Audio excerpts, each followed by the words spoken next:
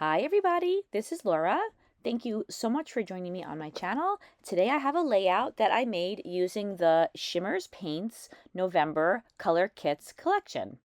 I was in the mood to tear some paper, so I picked out two papers to tear the edges of. I have the darker floral pattern that I am ripping the edge of right now, and I'm going to layer that on top of this pretty lavender stripe. And then everything's going to be mounted on top of this fall themed paper with a little bit of decoration on the left hand side. So I ripped both papers and I'm going to have those papers on the right hand side, and then I thought I would put some mixed media on the left hand side. First though, I did a lot of fussy cutting.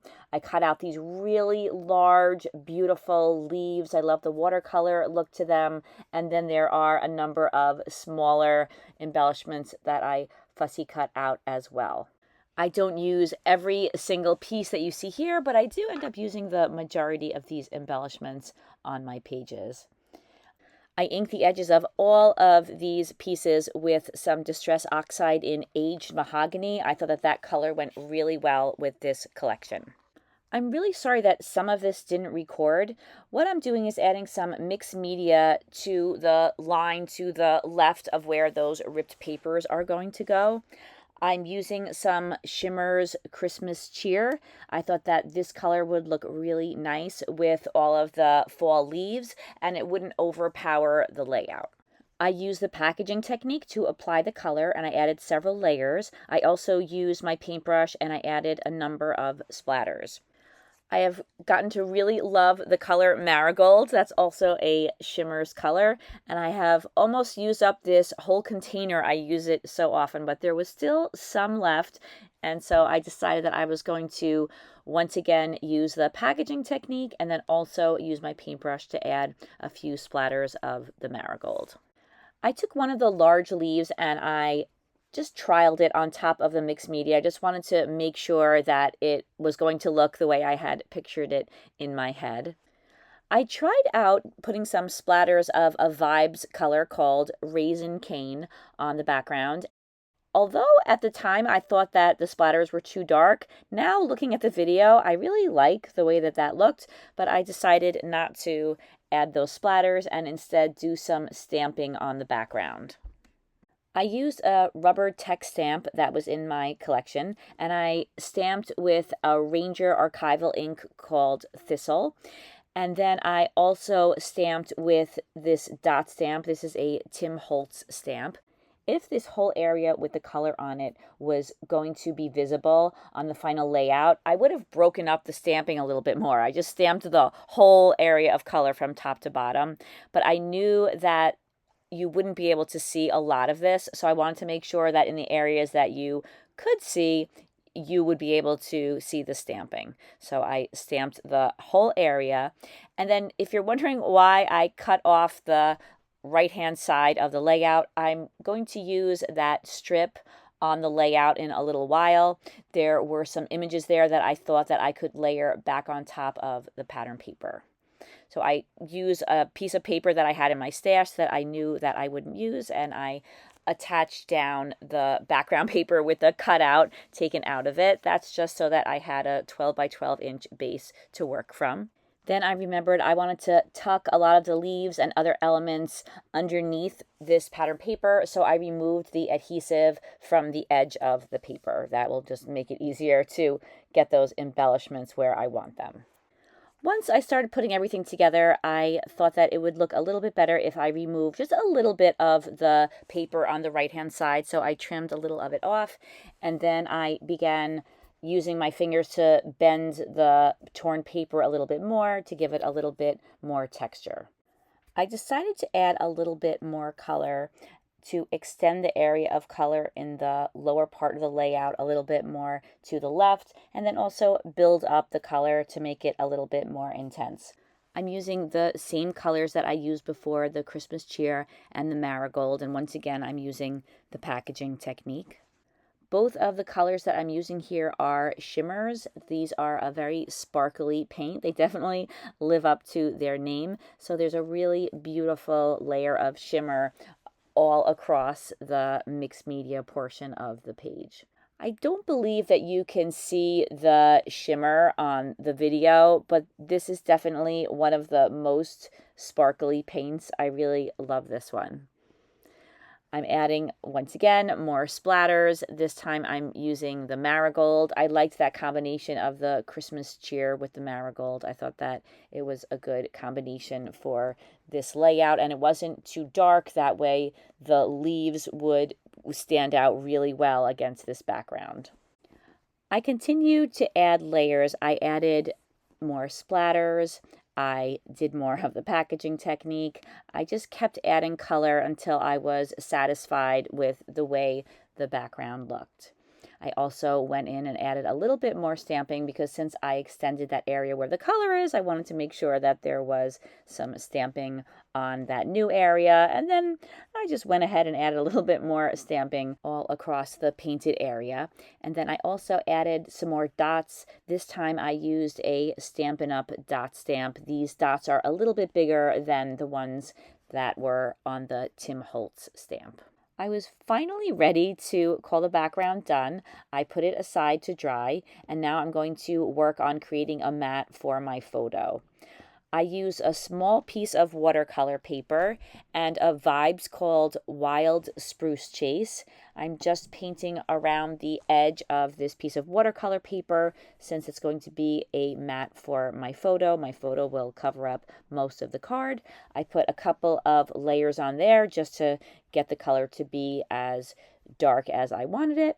And now I'm going to layer my photo, which is already mounted on a piece of white cardstock right on top of that mat. And you could just see a little bit of the green around the edge, and that was the look that I was hoping for.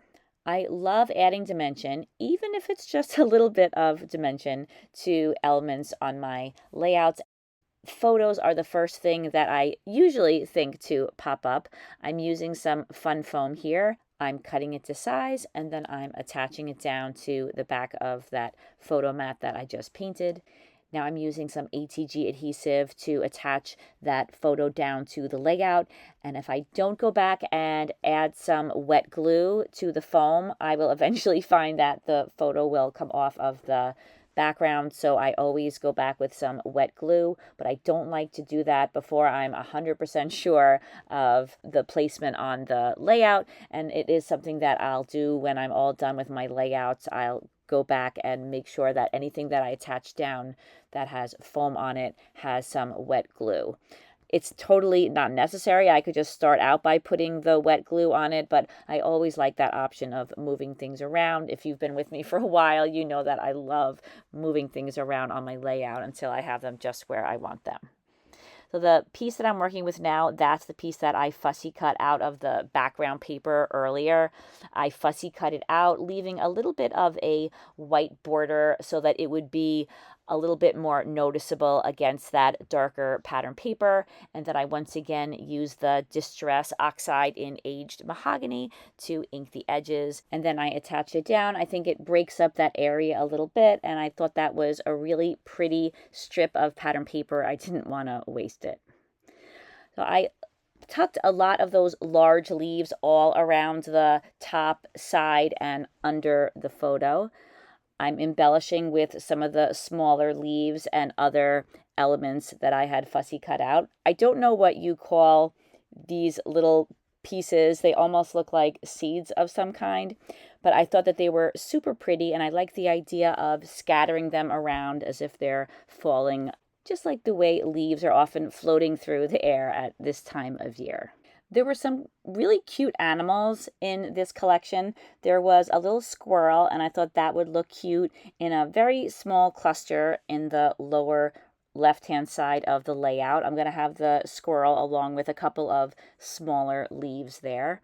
Now you could see how the majority of that area of color that I created gets covered up, but I think that those little bits of golden color that are on the top of the layout and on the bottom and are in all the spaces in between the leaves really add a lot to the layout. So I always know when I'm going into making a mixed media background that a lot of it is going to get covered, but I still think it's totally worth it, and the part that shows really adds a lot to the overall look of the layout.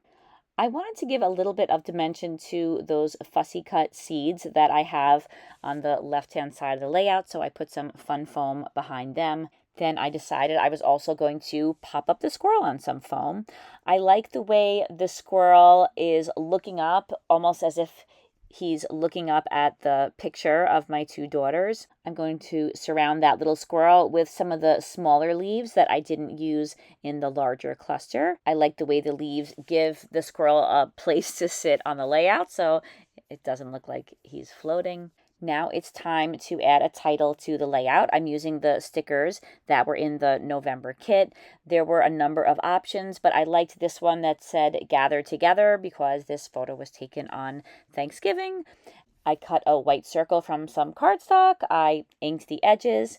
I stuck that sticker right onto the cardstock, and then I put a little bit of foam only on the right-hand side because the left-hand side will be resting on top of the photo. This will make the title sit flat on the layout. You may have noticed I had to use 2 pieces of foam layered on top of each other to get that title to be at just the right height. I usually add photo corners to my photos. I use an EK Success scalloped photo corner punch. I've had it in my stash for a very long time, and I use it so frequently. I use that same paper that I used on the right-hand side of the layout. I punched out some photo corners, I inked the edges, and then I attached one down to each of the 4 corners.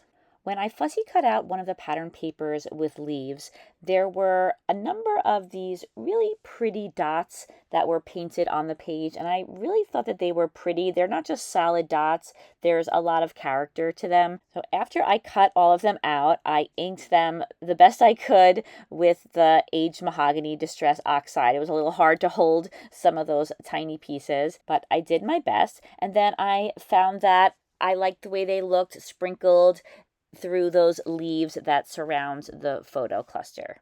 I use ATG adhesive to attach a couple of elements down to the page, but for those little dots I used some glue because they were just too tiny to use the tape runner on. I like to use gel glue. The one that I'm using here is Aleene's. I find it in lots of different places. It's super easy to locate, and it's relatively inexpensive, and it dries clear. So those are all things that I look for. And while I use ATG adhesive more often than I use glue, on this layout I decided that I was going to put some gel glue behind some of those larger leaves just because I wanted to make sure that they stayed attached down to the page. And although I don't mind them lifting up a little bit at the edges, I thought that they were lifting up a little bit more than I wanted them to. I like to add a finishing touch to the photo corners, so I add some self-adhesive pearls. And then I wanted to add a little bit more sparkle to the background, so I'm using these Angel's Crafts gems. They are clear and very tiny, but they have a lot of shine to them, and they're self-adhesive, so I spread those throughout the layout. And then I thought that a little bow would look nice on top of the title. That's from my stash. I thought that would add a nice little finishing touch. I also used one of the dots from the kit. This one says Hello Fall, and I think that that balances out the title nicely. That was the very last touch, and here are some close-ups. As always, I'm so grateful for all of you that take the time to watch my videos. I really appreciate it, and I really hope that you got something out of watching this video. Please take a look in the description box where you'll find the link to the Shimmerz website where you could check out all of their beautiful kits and paints. Have a fantastic day, everybody. Take care. Bye-bye.